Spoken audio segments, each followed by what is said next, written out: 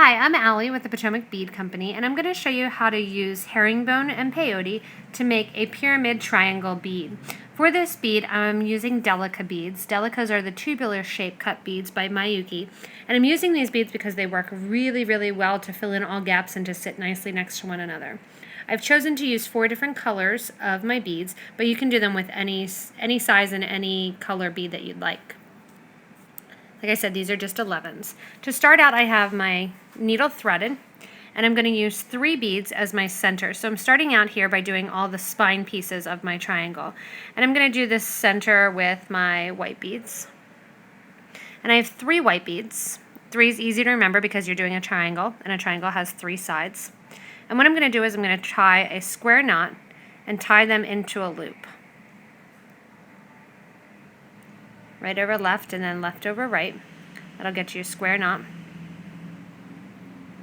What naturally happens is that these beads already form into a triangular shape when they're laying next to one another. I'm going to take my needle and sew through the next seed bead that's in line. And what that's going to do is pull that knot that I've just made inside the seed bead so it's a little bit hidden. I'm going to start my spines now by adding herringbone in between these beads. I'm going to pick up 2 of my 11-0 seed beads, putting them onto my needle, and then I'm going to sew through my next bead in my original loop that I made.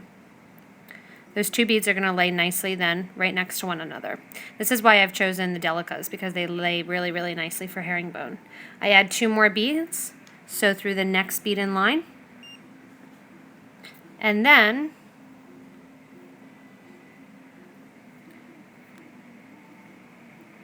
give it a little tug so it sits nicely.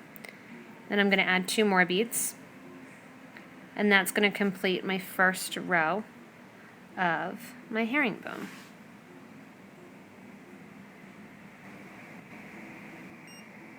Now that I've done my first set, I'm going to sew back through the first bead that I added on the second row, so the first one of the herringbone section that I added. And I'm going to add 2 more seed beads. Herringbone, you always add 2 seed beads at a time, and sew through the next seed bead in line.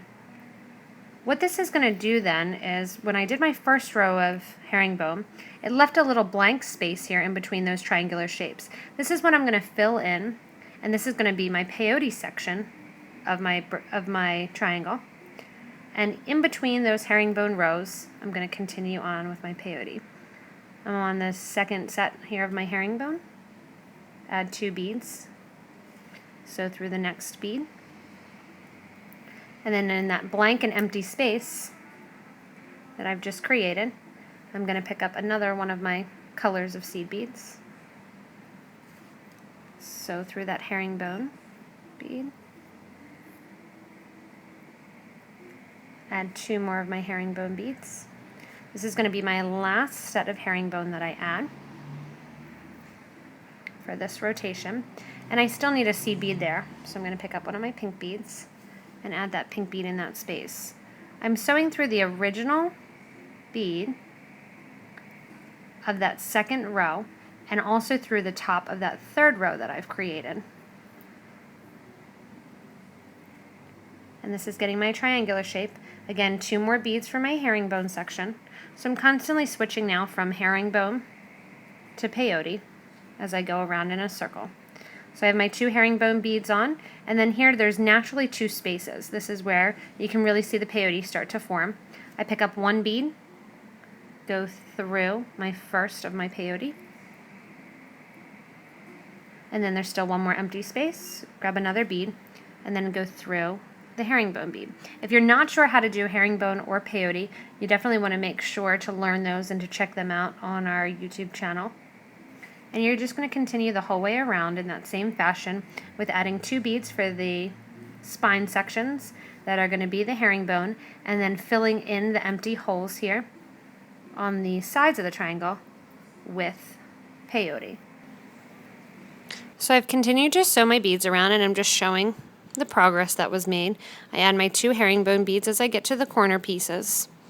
And then I'm just going to add, and you can start to see the peyote take form more and more as you go along the sides.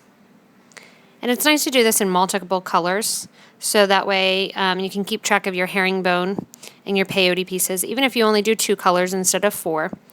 Doing your spines, which are my white ones, do those in one color, and then the triangle portions, the peyote portions in another color. It would help to keep track of what you're doing. So I'm done this line of peyote.